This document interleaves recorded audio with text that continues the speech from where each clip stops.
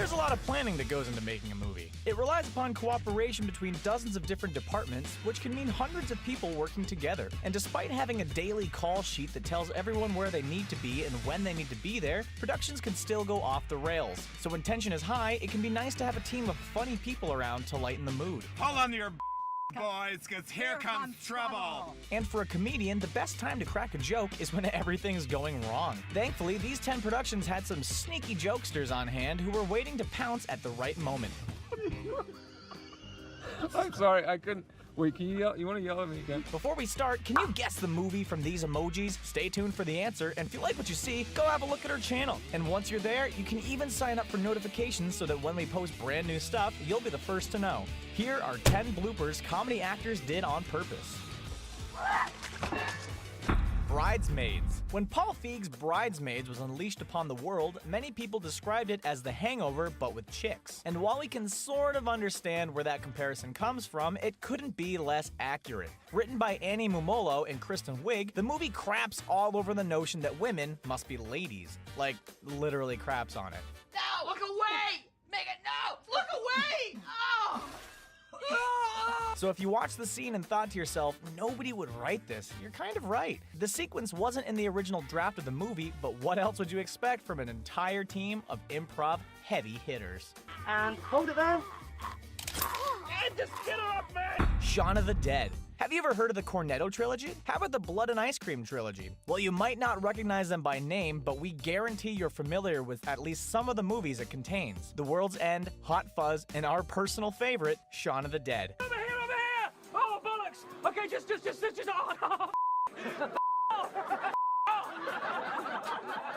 Simon Pegg and Nick Frost are talented on their own, but two heads are better than one, and these performers are made for each other. Under the loose direction of Edgar Wright, Frost and Pegg ad-libbed a lot of their dialogue and cracked each other and the crew up throughout the shoot.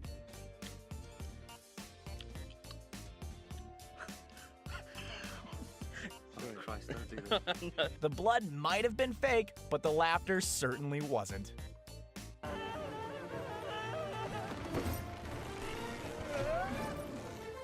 Pirates of the Caribbean, Dead Man's Chest. Johnny Depp likes to really get into characters he's playing, and if other people think he's weird because of it, well, that's their problem. Captain Jack Sparrow is one of his most popular roles, and the actor held nothing back. Every word was a lie.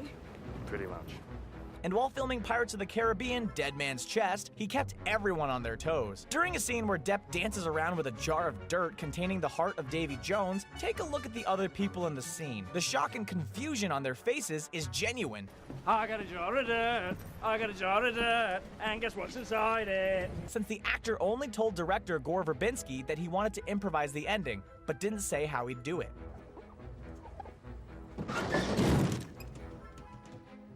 What'd you do? Tommy Boy. Before there were amazing comedy duos like Poehler and Fay, Key and Peele, and Stiller and Wilson, there was Chris Farley and David Spade. The two old friends and SNL alumni often shared the screen thanks to their undeniable chemistry.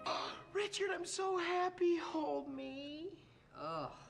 Don't run away from your feelings! And while some of their work was panned by critics, fans gobbled it up. Perhaps their best collaboration comes in the form of Tommy Boy, a 1995 comedy goldmine. By that point, the two actors had spent so much time together that they had their own little off-screen rituals, including That guy in a little coat. Apparently, that was a routine Farley would do whenever Spade was feeling down, and they decided to throw it into their performance. Richard, what's happening to us? Kim, that's way too f***ing tight. There's no telling how many jackets they went through to get the proper take, but it was definitely worth it. You sure about these guys? Nope. Fast and Furious 6. If you were to just quickly glance at Dwayne "The Rock" Johnson, your first instinct might be to poop your pants. He's a hulking behemoth who could probably throw a car the length of a football field, so he's probably someone you don't want to mess with. In addition to being physically imposing, the actor has a master's in trash talk from WWE University. You so not today. So not only could he tear us apart with his muscles, but he could hurt our feelings while he does it. Audience got a peek at Johnson's quick tongue during a scene from the 6th installment in the Fast and Furious franchise with a quip that was so good even Ludacris did a spit take. Hey, Mia, you better hide your baby oil. I'm just playing. You better hide that big forehead. I was just joking. Effective relief. Dumb and Dumber. By this point, audiences are well versed in Jim Carrey's comedic stylings. The actor got a start performing at Yuck Yucks and the Comedy Store, so he's comfortable in front of an audience and he can handle hecklers. But his talents don't stop there. He also has a lovely singing voice. Mock. Yeah. Ing. Yeah. Bird. Yeah. Yeah. To us, it sounds like the most annoying noise in the world, but other improvisers hear comedic gold. Carrey might have been sitting on that gag for a while, but it was a surprise to everyone else on screen, and their reactions are genuine. She's gonna buy me a diamond ring. Even though he's been working steadily since, we bet the actor still has some tricks up his sleeve. The Wolf of Wall Street. Martin Scorsese is a cinematic genius, but even he's humble enough to get out of the way and let his actors do their thing, especially when those actors are Leonardo DiCaprio and Matthew McConaughey. Between takes, DiCaprio saw McConaughey doing an odd-looking vocal warm-up where he hummed and beat his chest at the same time. The two performers schemed about including the bit in the scene they were about to shoot.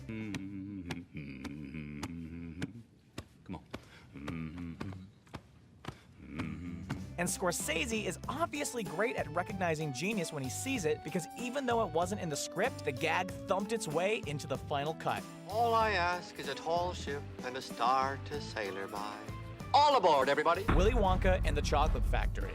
Willy Wonka is an eccentric dude. In case you don't know, the Candy Baron stows himself away in his crazy candy factory, and his daily social interactions are limited to a gaggle of surly Oompa Loompas singing mean songs. What do you get from a glut of TV? A pain in the neck and an IQ of 3. When the Golden Ticket winners arrive for their grand tour of the Chocolate Factory, the gates open and Mr. Wonka greets them in a way that only he could.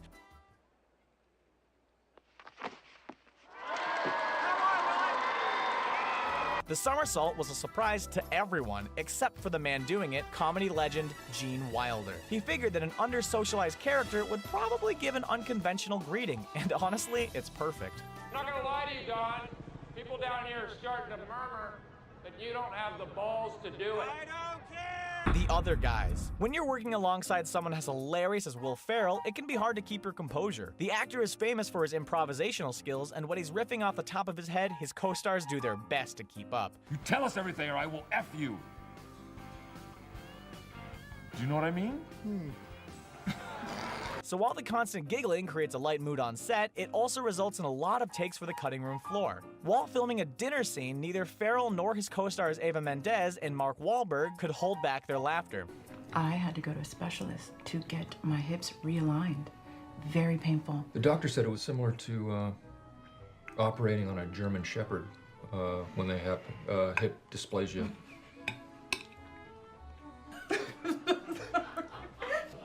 Professional. I can't do this right now.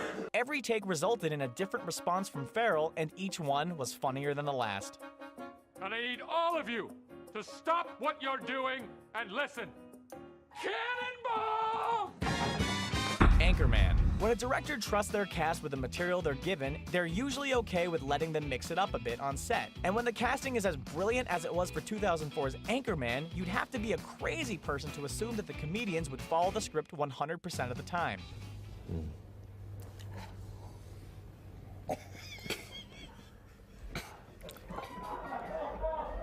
Thankfully for the audience, director Adam McKay understands that the best things come when you're not expecting them. A huge percentage of the movie's final dialogue was the result of improvisation. It's right my way. I'm so sorry. And when your cast consists of Will Ferrell, Steve Carell, and Paul Rudd, it's best to just step out of the way and let them do their own thing. What do you think? Did we step over any of your favorite intentional bloopers from comedic actors? We want to hear from you, so join the discussion in the comments below. And if you want to become a member of the Screen Rant Notification Squad, subscribe to our channel and sign up for updates. It's that easy. Thanks for watching.